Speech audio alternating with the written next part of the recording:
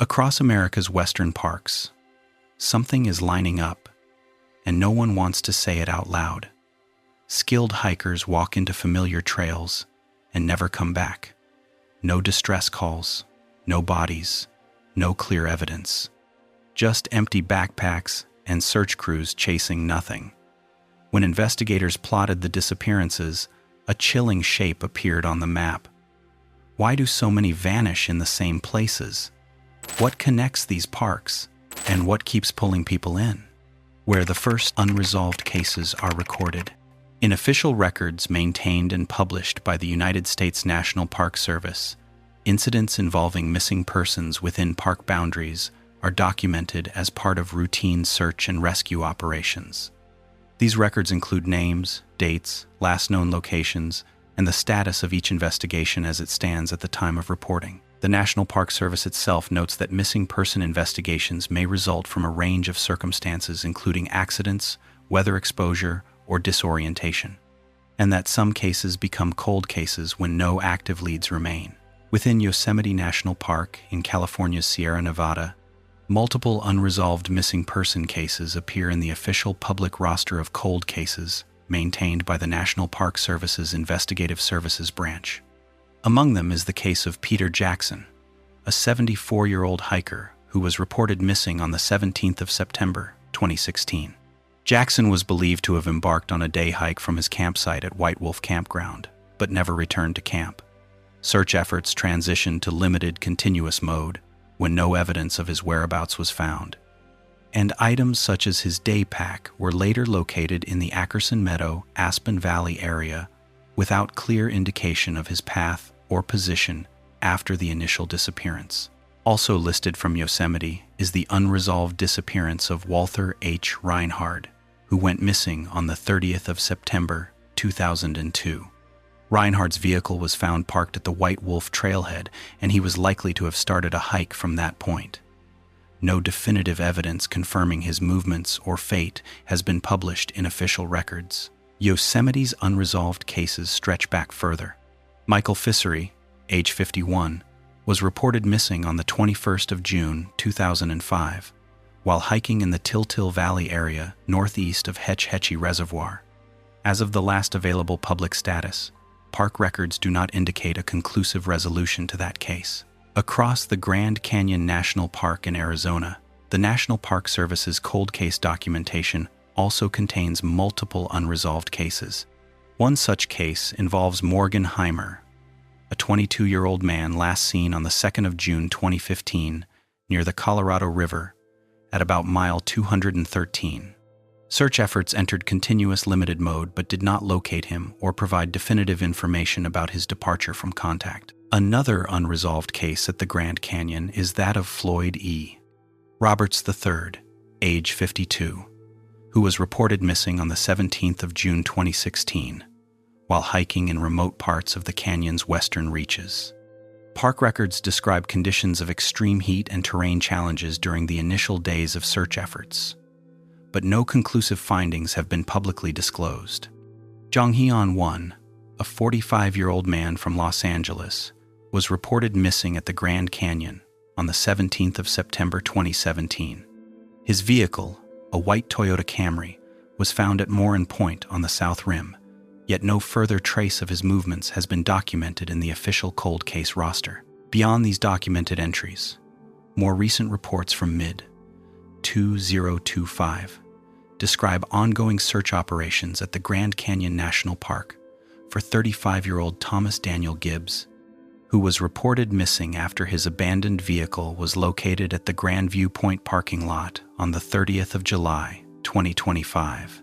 Park officials noted that crews remained deployed and were seeking information from visitors who may have been in the area of the Grandview Trail and Horseshoe Mesa on the day he was last heard from.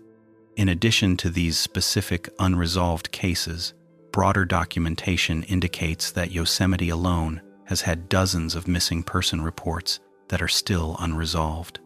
Estimates from independent reporting suggest that more than 30 cases in that park remain without a conclusive outcome, reflecting the challenges of search and rescue in rugged wilderness environments. Yellowstone National Park in Wyoming and Montana also features in public discussion about unresolved missing persons, though most missing hikers are ultimately found. One widely cited unresolved case in Yellowstone is that of Dan Campbell, who was last seen in April 1991 after being dropped off at the Hell-Roaring Creek trailhead. Despite extensive efforts, neither he nor his dog were located. Across these parks, the unresolved cases span decades and terrains from high alpine forests to steep canyon walls. The records themselves consist primarily of factual statements: the person's name, age, date of last contact, and the location where they were last seen or their vehicle was found. In many instances, search protocols are described, sometimes noting conditions such as extreme heat, rugged terrain, or the transition of search operations to limited continuous mode when prospects of immediate discovery diminish. Publicly available cold case rosters and incident reports do not provide explanations as to why the individuals remain missing. They refrain from attributing cause beyond the observable facts of disappearance and the documented lack of subsequent evidence. These records also do not include speculative context about patterns or connections between cases. What appears in official documentation is factual and focused on the procedural aspects of each investigation. Within the terrain where these unresolved cases are recorded, whether the steep ridges of Yosemite's high country or the deep labyrinthine corridors of the Grand Canyon, the official files remain unchanged since the last update. Names, dates, and locations are fixed in time as part of each park's public missing person documentation. While search and rescue operations may respond when new information arises, the unresolved status of these cases persists in the records themselves, the landscapes that shaped every search. Search and rescue operations in United States national parks are conducted within environments that vary widely in elevation, vegetation, geology, and climate. These physical conditions determine how quickly a search can begin, how long evidence remains visible, and what tools can be used. In official National Park Service training materials and after-action reports, terrain is consistently identified as one of the primary factors influencing search outcomes. In Yosemite National Park, much of the backcountry consists of steep granite formations, alpine meadows, and densely forested valleys. Elevations range from approximately 2,000 feet to more than 13,000 feet. Snow may remain on shaded slopes into early summer. Afternoon thunderstorms are common between June and September.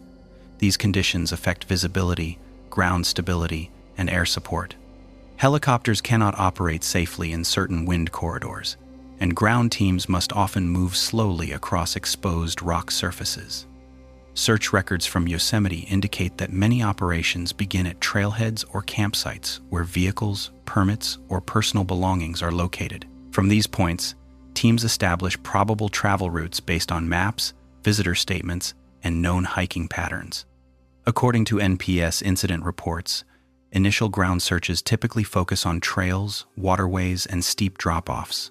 In open granite areas, footprints and scuff marks may be visible for only a short period before wind and temperature changes erase them. In Yellowstone National Park, terrain conditions differ substantially. The park contains large forested plateaus, geothermal basins, and river valleys. Soil in many areas is composed of volcanic ash and sediment. In wet conditions, footprints can be preserved briefly. In dry periods, they disappear quickly. Thermal features such as hot springs and fumaroles create additional hazards. Park policy restricts off-trail travel in these zones, limiting search access. Yellowstone search documentation notes that scent tracking dogs are frequently deployed in forested areas and river corridors. However, geothermal activity and shifting winds can interfere with scent patterns. In several unresolved cases, search teams reported losing scent trails near water crossings or thermal basins. Once this occurs, recovery becomes significantly more difficult. At Mount Rainier National Park in Washington, the dominant environmental factor is glaciation. More than 25 major glaciers cover large portions of the mountain. Crevasses, ice falls, and seasonal snow bridges create unstable surfaces. Even experienced climbers are vulnerable to sudden collapses. Park search reports show that glacier travel requires specialized teams trained in rope rescue and ice navigation. Weather at Mount Rainier can change rapidly. Cloud cover often forms without warning, reducing visibility to a few meters. Wind speeds at higher elevations regularly exceed 50 miles per hour. These conditions limit aerial reconnaissance and force ground teams to retreat. Official records show that several searches have been suspended repeatedly due to unsafe weather. In Grand Canyon National Park, the terrain presents a different set of constraints.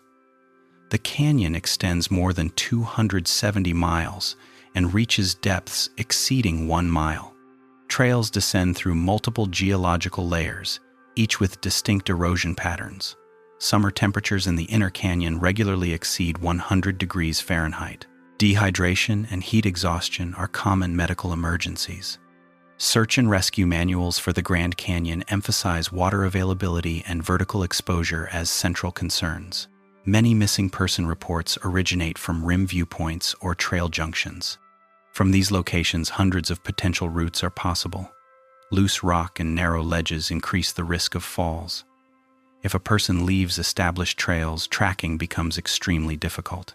Vegetation density also plays a role. In lower canyon regions, thorny shrubs and cacti limit movement and obscure visibility. In higher elevations, pine forests create shaded corridors where visual searches are restricted. Aerial teams must adjust flight paths to account for updrafts and downdrafts created by temperature gradients within the canyon walls.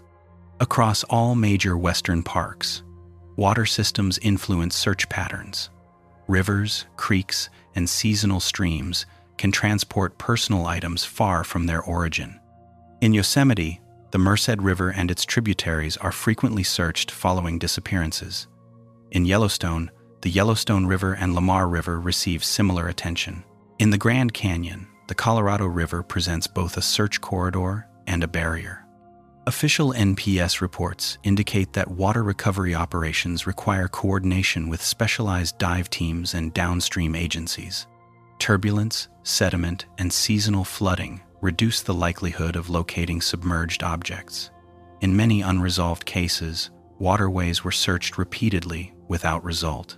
Search planning relies heavily on probability mapping. Using statistical models, incident commanders assign likelihood values to different zones based on terrain, weather, and known behavior patterns. These maps are updated as new information emerges. The methodology is documented in NPS search and rescue management guidelines and training manuals. However, terrain irregularities limit the precision of these models. Cliff systems, talus slopes, and dense undergrowth create shadow zones where neither aerial nor ground observation is effective. These areas are marked in operational maps but cannot always be safely entered. Over time, some zones remain unsearched due to persistent hazards. Technology has expanded search capabilities but has not eliminated environmental constraints. GPS tracking, infrared imaging, and satellite communication are now standard tools. Drones are used in limited areas where permitted. Despite these advances, NPS after-action reviews frequently note that technology cannot penetrate dense canopy, deep ravines, or underground features.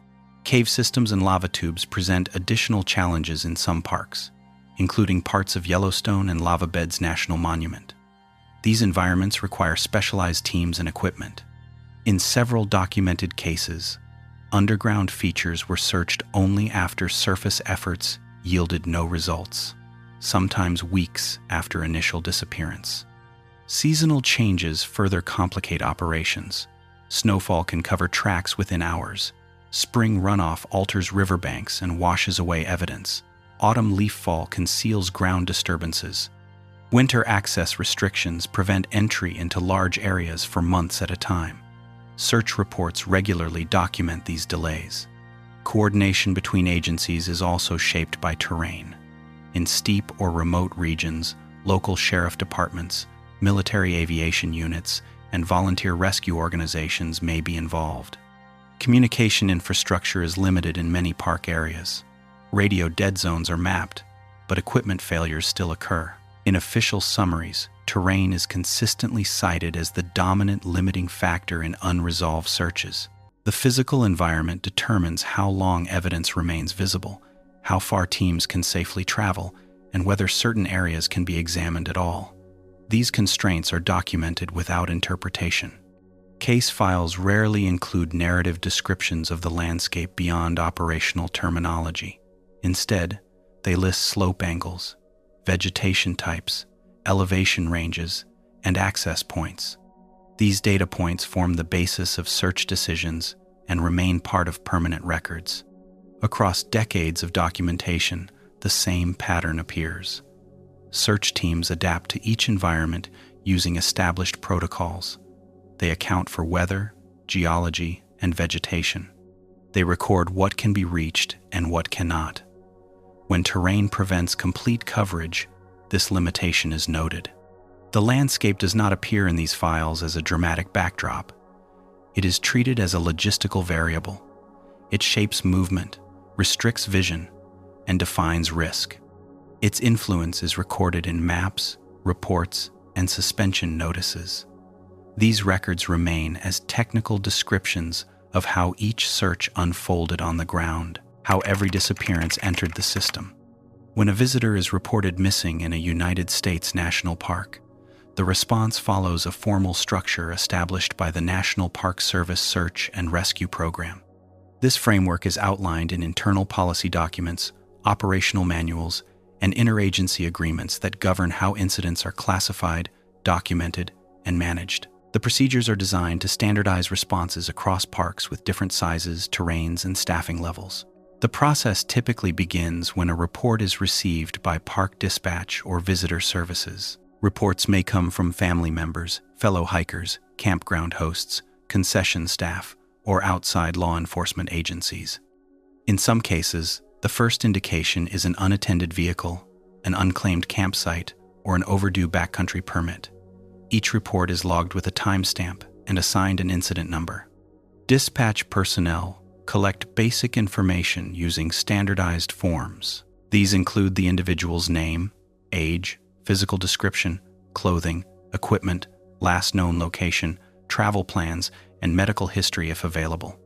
Witness statements are recorded in written or audio form. If the missing person holds a wilderness permit, rangers retrieve the associated itinerary and intended route. Once preliminary information is gathered, a duty officer evaluates whether the situation meets the criteria for a search and rescue activation. According to NPS policy, activation occurs when there is reasonable concern for a person's safety and no immediate explanation for their absence.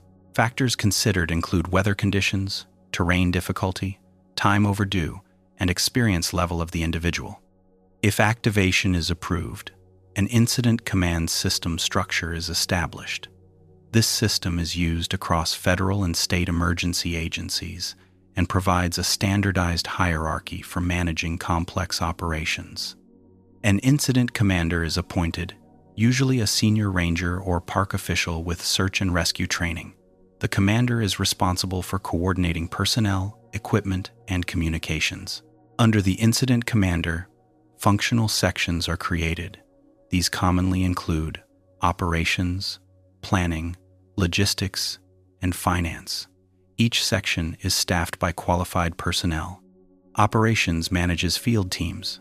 Planning analyzes data and produces search maps. Logistics handles supplies and transportation. Finance tracks expenditures and personnel hours.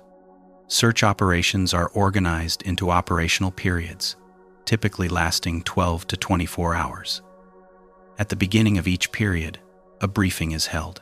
Team leaders receive assignments, maps, radio frequencies, and safety instructions.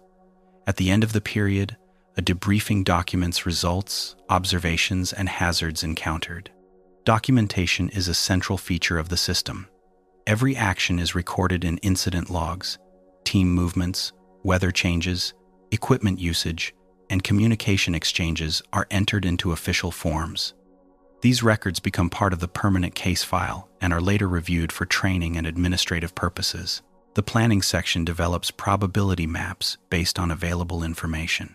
Using established search theory models, planners estimate likely travel routes and areas of attraction, such as water sources, viewpoints, or shelter locations. These estimates are adjusted as new information becomes available. Maps are updated daily during active searches. Interagency coordination is governed by memoranda of understanding between the National Park Service and local authorities. County sheriff departments, state search teams, military aviation units, and volunteer organizations may be requested when additional resources are needed. Requests are routed through regional coordination centers to ensure compliance with jurisdictional rules. When outside agencies participate, they operate under unified command. This means that representatives from each organization share decision-making authority. Unified command prevents duplication of effort and standardizes safety procedures. All participating personnel are required to follow park regulations while operating within park boundaries. Air operations are regulated through specific protocols. Helicopters and fixed-wing aircraft are assigned mission numbers and flight plans. Air crews coordinate with ground teams through designated air-to-ground frequencies.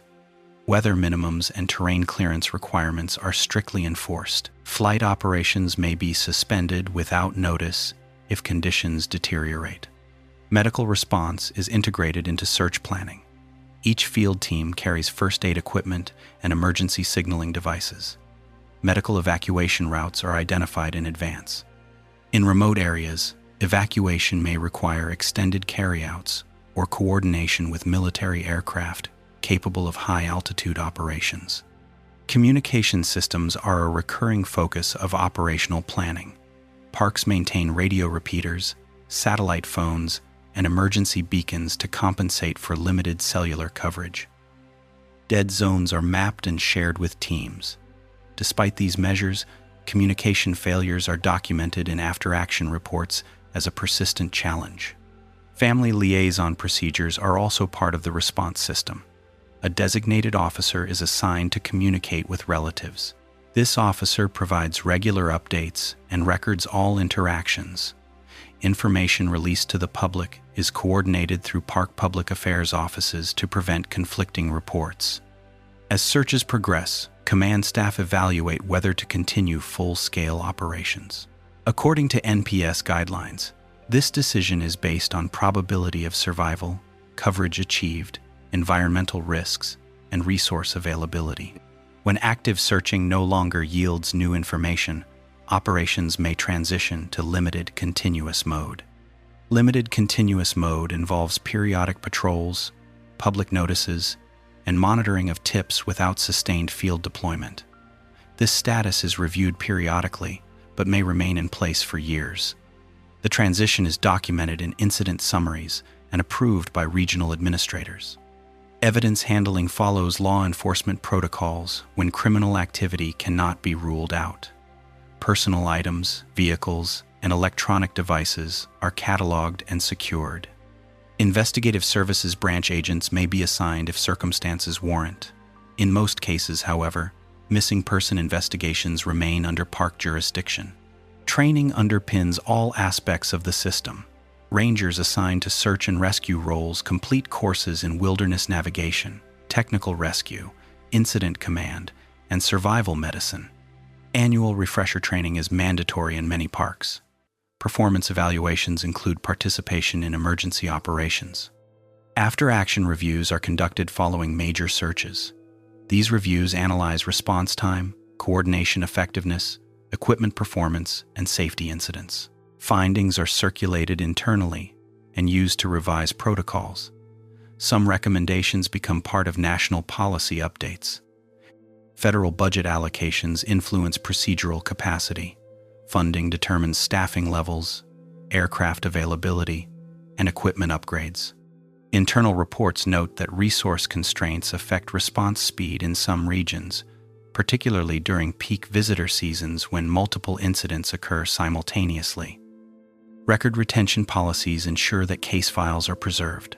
Digital records are stored in centralized databases. Paper documents are archived according to federal standards. These archives allow future investigators and researchers to review historical operations. Public access to procedural information is limited. While general guidelines are published on NPS websites, detailed operational plans and internal communications are typically exempt from disclosure. Requests under the Freedom of Information Act may produce partial records with redactions. Across different parks and decades, the structure remains consistent. Reports enter dispatch systems. Commands are established. Teams are deployed. Documentation accumulates. Decisions are reviewed and approved. The system emphasizes order, accountability, and risk management. Within this framework, individual cases are treated as operational tasks rather than narratives. Each file reflects a sequence of procedural steps carried out under established rules. The records show how responses are organized, measured, and concluded within institutional boundaries. What remains absent from the official files? Publicly accessible records related to missing persons in national parks are composed primarily of operational documents. These include incident reports, search maps, personnel logs, and administrative summaries. Together, they describe how an investigation was conducted. They do not attempt to reconstruct events beyond what can be verified. Over time, this structure has produced case files that are detailed in procedure, but limited in contextual explanation. Most files begin with an initial incident report. This document records the time the disappearance was reported, the identity of the missing person, and the circumstances known at that moment. In many cases, this information is incomplete. Witnesses may be unavailable. Travel plans may not have been clearly communicated. Personal journals, phones, or cameras are often not recovered. As a result, the starting point of many investigations is uncertain. Follow-up documentation focuses on search coverage rather than personal history. Maps show where teams traveled. Logs record how long each area was examined. Weather conditions are noted. Equipment usage is tracked. These materials indicate effort and scope, but they do not explain why a person may have deviated from an intended route or entered a hazardous area. Medical background information is rarely included in detail. Reports may indicate whether a person was known to have diabetes, heart conditions, or mobility limitations, but comprehensive medical records are not usually part of the file. Privacy laws restrict access to this information. Without it, investigators cannot always assess whether a medical episode may have contributed to an incident. Psychological and emotional factors are similarly absent. Official files do not evaluate stress, fatigue, or mental health unless there is documented evidence. Interviews with family members are summarized briefly. Statements are recorded without interpretation. The focus remains on verifiable facts rather than internal motivations. Electronic data is often limited. In recent decades, mobile phones, GPS devices, and fitness trackers have become more common. However, in many unresolved cases, these devices were either not carried, not recovered, or not functional. When devices are found, data extraction may be incomplete due to water damage, battery loss, or encryption. Vehicle records are another area of limitation. When a car is located at a trailhead or parking area, its presence confirms a starting point, but provides little additional information. Surveillance cameras are rare in remote park areas. Fuel receipts, toll records, and phone location data may be unavailable or outside park jurisdiction. Witness accounts are frequently fragmented. Visitors move through parks continuously. Many encounters are brief. A person may be seen resting on a bench, passing on a trail, or stopping at a viewpoint. These observations are recorded, but they rarely form a complete timeline. Gaps of several hours are common in case reconstructions. Environmental data is also incomplete. While weather stations record temperature, wind, and precipitation, conditions can vary significantly across short distances. A thunderstorm may affect one valley while leaving another dry. Snow accumulation may differ by slope exposure. These micro variations are difficult to document precisely. Search reports sometimes note potential hazards that were not fully explored. These may include unstable cliffs, flooded ravines, avalanche zones, or deep vegetation. Such areas are marked as unsafe or inaccessible. Once designated, they may remain unexamined for years. Files usually list these zones without further analysis. Underwater searches are similarly constrained. Rivers and lakes are examined when feasible, but visibility is often poor. Sediment movement alters riverbeds. Seasonal flow changes reshape shorelines. Dive operations are limited by safety regulations. Reports typically state that waterways were searched to the extent possible without specifying unresolved sections. Administrative redactions further reduce available information. When records are released under the Freedom of Information Act, personal identifiers and sensitive details are often removed. This includes portions of interviews, internal communications, and investigative assessments. Researchers and journalists receive partial documents that reflect policy compliance rather than full transparency. Some files contain references to supplementary materials that are not publicly accessible. These may include internal emails, photographs, or briefing notes. Unless specifically requested and approved, these items remain restricted. Their absence leaves gaps in the public version of the record. Time also affects record completeness. Older cases, particularly those from before widespread digital archiving, may rely on handwritten notes and microfilm copies. Some materials have been lost, damaged, or misfiled. Park administrators have acknowledged in internal audits that record preservation varies by region and era. Funding and staffing limitations influence documentation depth. During periods of high visitor volume or multiple simultaneous incidents, record-keeping may be prioritized toward active operations. Detailed narrative reports may be deferred or abbreviated. Later reviews rely on these condensed entries. Interagency files are not always integrated. When local law enforcement or state agencies participate, they maintain separate records. Information sharing occurs, but complete consolidation is rare. Some relevant materials remain outside National Park Service archives. Legal considerations also shape documentation. In cases where litigation is possible, language may be deliberately restrained. Reports avoid speculative statements. Interpretive analysis is minimized. The result is a factual but limited account. Public databases maintained by the National Park Service list names, dates, and general locations for unresolved cases. These summaries provide accessibility but omit operational detail. They are intended for awareness rather than investigation. Family correspondence sometimes appears in files, but it is inconsistent. Some families maintain long-term contact with park officials. Others disengage.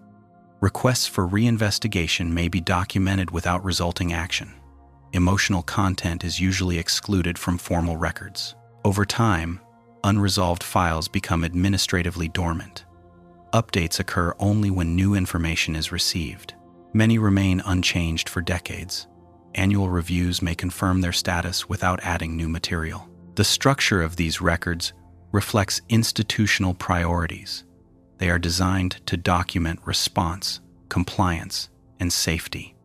They are not intended to provide comprehensive personal histories or narrative explanations. As a result, large portions of each case remain undocumented. What is present is precise. Dates are verified. Locations are mapped. Personnel assignments are listed. What is absent is equally consistent. Motivations, internal decision-making processes, and unrecorded environmental variations are rarely captured. These absences do not indicate negligence. They reflect the limits of administrative systems operating in remote environments. The files show how searches were conducted and when they ended. They do not resolve uncertainty. Across different parks and decades, this pattern remains stable. Case files preserve operational facts and omit interpretive context. They record activity without explanation. They leave unanswered elements in place. How time alters every investigation. In missing person cases within national parks, time is treated as a measurable operational factor. Search and rescue manuals emphasize that the first 24 to 72 hours after a disappearance are critical for evidence preservation and survivability assessment. After this initial period, environmental processes and logistical constraints begin to alter the investigative landscape. During the early phase of a search, physical indicators such as footprints, disturbed vegetation, dropped objects, and scent trails are most likely to be present. These indicators degrade quickly. Wind disperses soil, rain flattens grass, and washes away impressions. Temperature changes affect scent molecules. Wildlife movement disrupts ground patterns. NPS after-action reports consistently note that evidence visibility decreases sharply after the first 48 hours. In mountainous parks such as Yosemite and Mount Rainier, snowfall accelerates this process. Snow can cover tracks within hours. Subsequent melting and refreezing obscure underlying surfaces. Once snowpack accumulates beyond a certain depth, ground searching becomes impractical. Files from winter incidents often record suspension of operations until seasonal thaw. In desert environments such as the Grand Canyon, heat and solar exposure affect evidence differently. Organic materials degrade rapidly. Fabric fades, paper deteriorates, plastic becomes brittle. Wind redistribution of sand alters surface features. Water scarcity limits both human movement and evidence preservation. Search logs frequently mention dehydration risks that restrict field time. Water systems introduce additional temporal effects. Objects entering rivers or streams may be transported long distances within hours. Seasonal runoff increases flow velocity. Flood events reshape channels. Dive team reports indicate that submerged evidence becomes increasingly difficult to locate after the first week.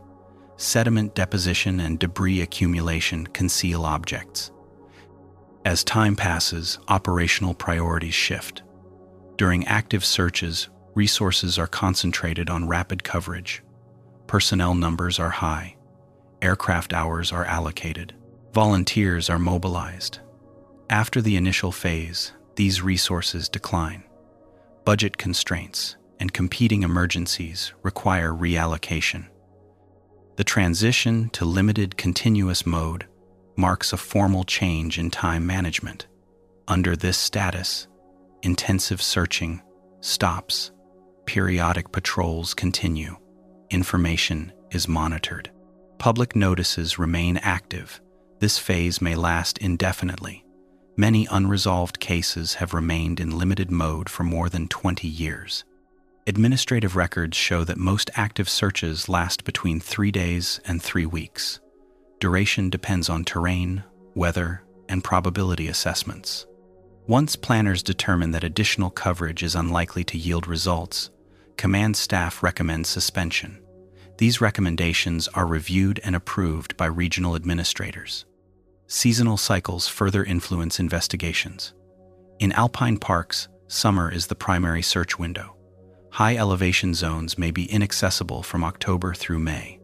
In desert parks, extreme summer heat restricts daytime operations. Winter months may offer safer temperatures but shorter daylight hours. Long-term evidence degradation affects later reinvestigation efforts.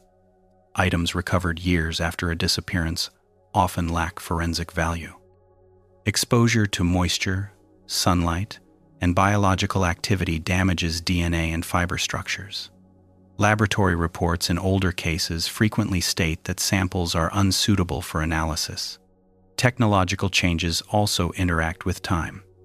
GPS devices, satellite phones, and emergency beacons were uncommon before the early 2000s.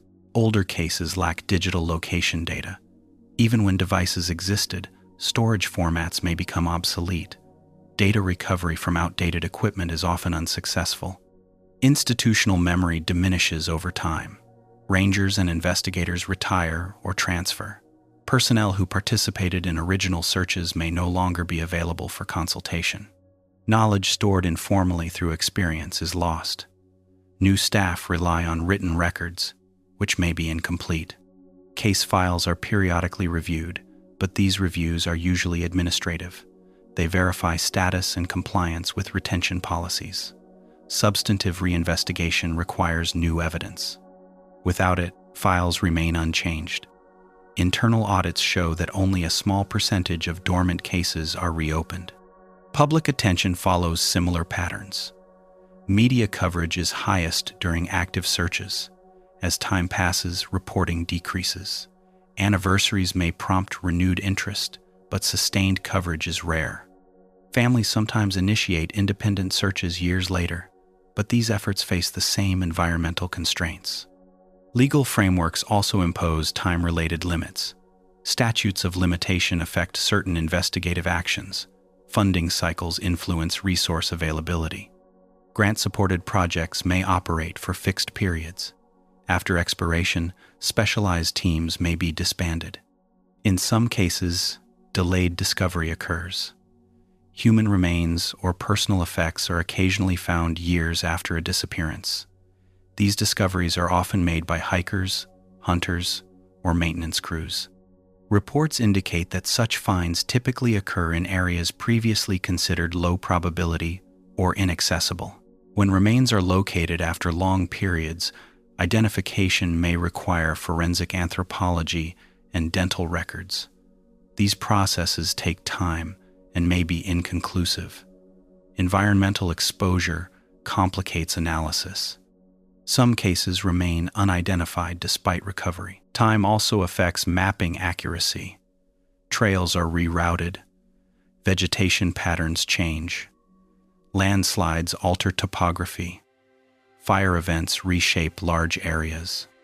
Search maps from earlier decades may no longer correspond precisely to current conditions. Planners must account for these changes during any renewed activity. Budget documents show that long-term case management receives limited dedicated funding. Resources are prioritized for current incidents. Archival maintenance and periodic review are integrated into general administrative functions rather than specialized programs. Data storage practices evolve. Paper files are digitized. Digital formats are migrated. Errors can occur during these processes. Missing attachments and corrupted files are documented in internal reviews. Over decades, information loss is cumulative. The passage of time also influences public records access. Some documents become eligible for release under federal transparency laws. Others remain restricted due to privacy protections. Redactions increase as sensitivity assessments change. Across multiple parks, time-related patterns appear consistently. Early stages are resource-intensive. Evidence declines rapidly. Operational activity diminishes. Records stabilize. Cases enter long-term archival status. These developments are reflected in annual reports and internal evaluations. They describe time as a limiting factor rather than a variable to be overcome. No procedural mechanism exists to reverse environmental degradation or restore lost information. Search and rescue systems are designed for immediate response. They are not structured for indefinite investigation. Once time passes beyond certain thresholds, recovery probabilities decline. This assessment is documented without interpretation. The role of time is recorded in suspension notices, review memos, and archival classifications. It appears as a numerical measure: days searched, months inactive, years unresolved. It shapes decisions and defines institutional boundaries.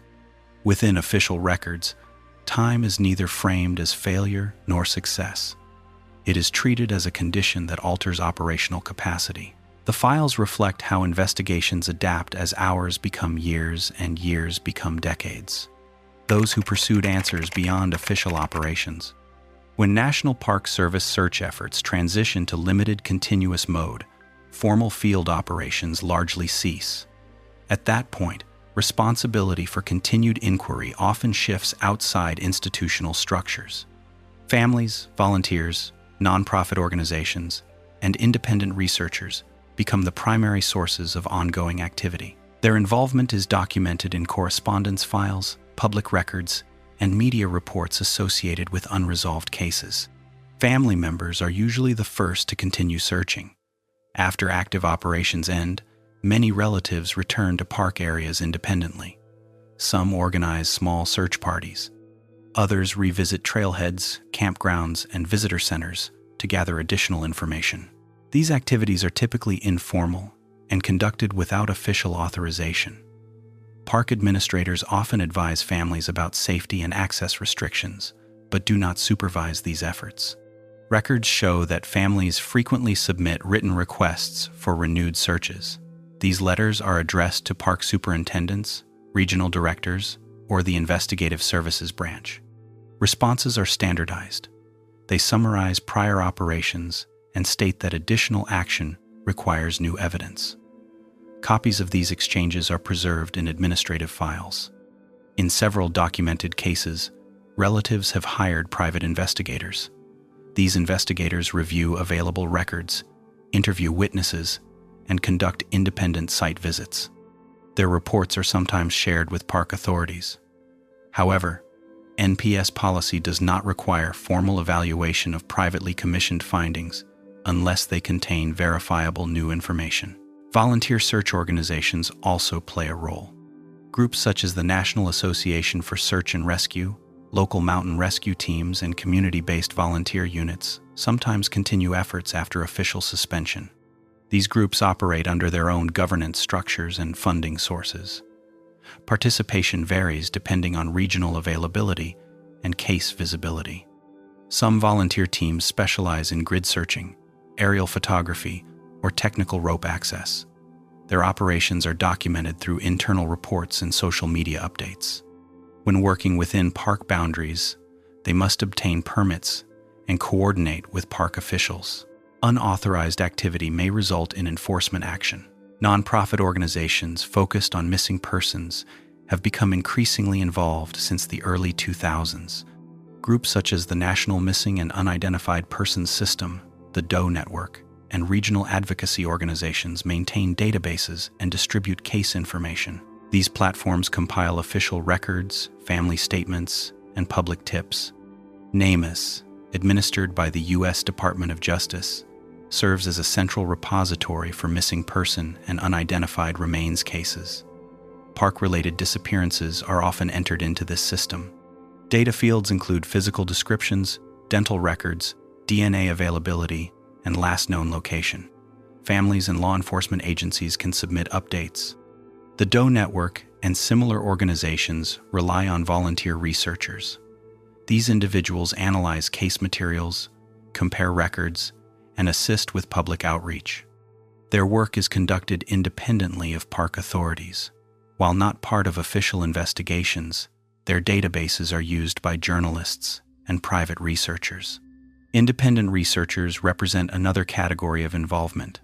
Some individuals compile case lists, map disappearance locations, and analyze publicly available data. Their findings are published on websites, blogs, and in self-produced reports. These projects vary in methodological rigor. Some rely exclusively on official documents. Others incorporate interviews and anecdotal material. Journalists also contribute to long-term inquiry. Investigative reporters have used public records requests to obtain internal communications, operational summaries, and archival materials. Media organizations such as the New York Times, Outside Magazine, and regional newspapers have published detailed accounts of unresolved park cases. These reports sometimes prompt renewed attention from authorities. In a few instances, public exposure has led to supplemental searches or forensic reviews. However, most media coverage documents existing information rather than generating new evidence. Crowdsourced information platforms have expanded participation. Online forums, social media groups, and mapping projects allow users to share documents, photographs, and theories. Moderation practices vary. Some groups restrict discussion to verified information. Others permit speculative content. Park officials do not formally engage with these platforms. Financial constraints influence external search activity. Independent operations rely on donations, personal funds, or grant support. Equipment costs, travel expenses, and insurance requirements limit sustained involvement. Many volunteer efforts diminish after initial enthusiasm declines. Legal and regulatory barriers also shape participation. Wilderness areas restrict mechanized access. Drone usage is prohibited in most national parks without special authorization. Excavation and artifact removal are illegal. These regulations limit the scope of independent searches. Families often encounter these constraints when attempting long-term exploration. Correspondence files include records of denied permit applications for off-trail searching, climbing access, or underwater operations. Denials cite safety concerns and environmental protection rules. Some families pursue legal remedies.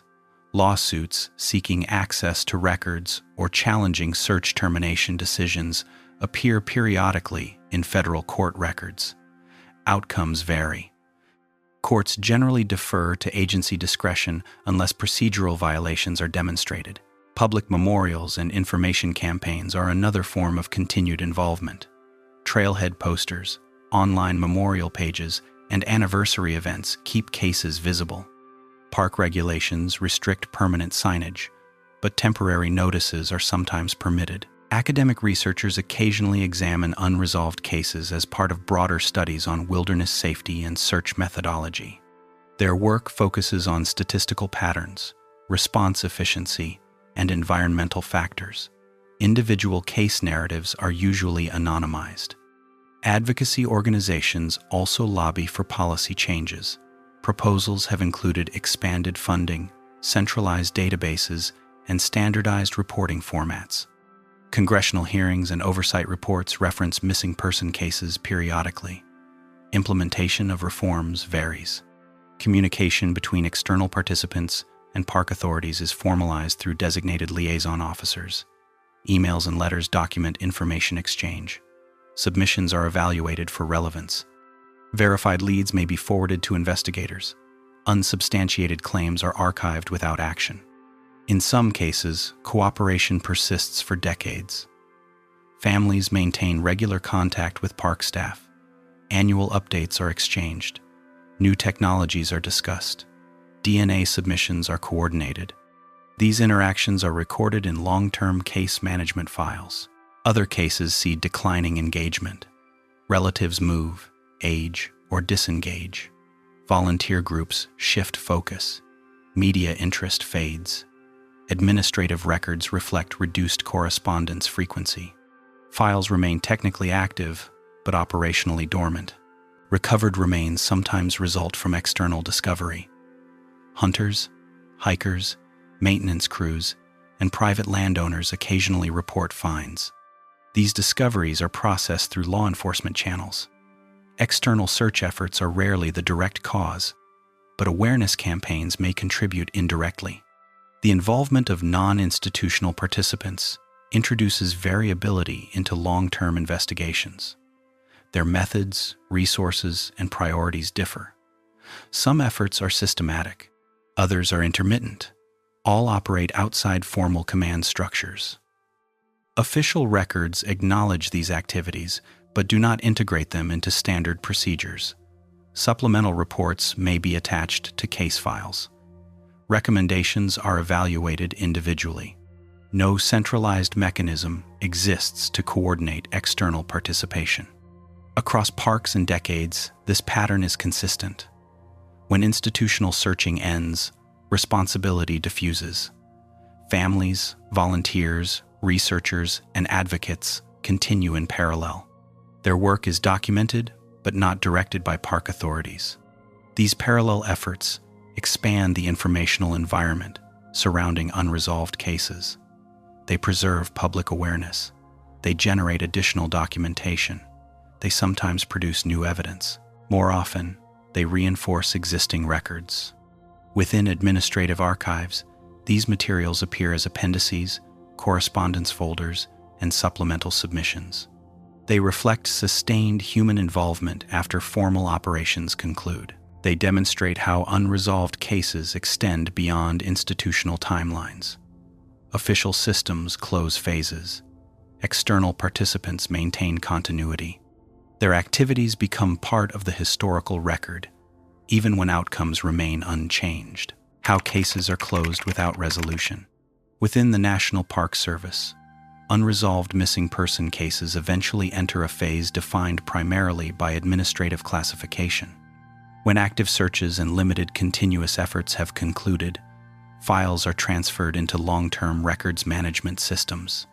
At this stage, the investigation is no longer operational. It becomes part of an archival process governed by federal documentation standards, retention schedules, and institutional review procedures. Formal closure does not mean a case is solved. Instead, it indicates that no further routine field activity is planned. Internal memoranda document this transition. These records list dates of suspension, coverage achieved, and responsible officials. The case status is usually marked as inactive, administratively closed, or pending new information. Each designation carries specific reporting requirements, but does not imply final determination. The Investigative Services Branch retains oversight of unresolved files. Agents review them periodically to ensure compliance with evidence handling and retention policies. Physical items are stored in controlled facilities. Digital materials are archived in secure databases. Access is restricted to authorized personnel. These systems are designed to preserve information indefinitely, even when investigative activity has ceased. Case reviews occur at scheduled intervals. Some parks conduct internal evaluations every 5 or 10 years. These reviews confirm that records remain complete and properly stored. They also verify that contact information for next of kin is current. If new forensic technologies become available, selected files may be reassessed. Such reviews are documented but rarely lead to reopening without new evidence. When human remains or personal effects are discovered years later, administrative processes are reactivated. Law enforcement protocols govern recovery and identification. Forensic laboratories analyze materials when possible. If identification is confirmed, case status is updated. Correspondence files, record notification procedures, and coordination with families and medical examiners. If no discovery occurs, classification remains unchanged. Annual statistical reports continue to list unresolved cases as part of cumulative totals. Some parks maintain internal summaries of long-term inactive files. These documents serve budgeting, training, and compliance purposes. They do not include interpretive analysis. Families are notified when cases enter inactive status. Standardized letters explain that active searching has concluded, but that records remain open to new information. These communications are filed. Subsequent updates are sent if significant developments occur. Many families continue contact for years. Others disengage. Both patterns appear in archival correspondence. Legal closure is distinct from administrative classification. In the absence of remains, courts may issue declarations of death after statutory waiting periods. These proceedings are initiated by families and handled in civil court. Park authorities are not involved in these decisions. Court outcomes do not alter investigative files unless documentation is provided. Archival management follows federal schedules. Permanent records are transferred to regional repositories and later to the National Archives. Temporary records are retained for specified periods. Destruction occurs only when authorized. Audit reports monitor compliance. Errors are corrected through supplemental documentation. Training programs use closed cases for instructional purposes. After-action summaries are anonymized and incorporated into coursework. These materials focus on response procedures, terrain challenges, and safety issues. Individual identities are usually removed. The intent is operational improvement rather than case resolution. Institutional language in final files is standardized. Phrases such as "no further leads," "search suspended," and "case inactive" appear consistently. These terms reflect procedural status. They do not express evaluation or judgment. They indicate administrative endpoints within established systems. Over decades, Large numbers of such files accumulate. Each represents a completed sequence of reporting, searching, reviewing, and archiving. Together, they form a permanent record of institutional activity. They document how agencies respond when outcomes remain uncertain. Budget reports and policy reviews occasionally reference these archives. Unresolved cases are cited as justification for equipment upgrades, training investments, and database integration projects. They are treated as indicators of environmental and operational complexity rather than individual failures. Public summaries reflect this final classification. Websites list names and dates without additional narrative. Databases display static entries. Updates occur only when confirmed information is received. For most cases, entries remain unchanged for decades. From an administrative perspective, closure marks the transition from active management to long-term preservation. Files move from operational desks to archival systems. Responsibility shifts from search coordinators to records officers. The case becomes part of institutional memory. These records remain accessible within regulatory limits. They may be reviewed, released in part, or cited in future studies. They are maintained as factual documentation of events and responses. They do not resolve unanswered questions. The final status reflects procedural boundaries. Agencies respond within available resources, document their actions, and preserve their findings. When those actions conclude, the file remains as evidence of what was done and what could not be determined. In this way, unresolved cases are neither erased nor concluded. They are classified, stored, and monitored. They persist as fixed entries in administrative systems.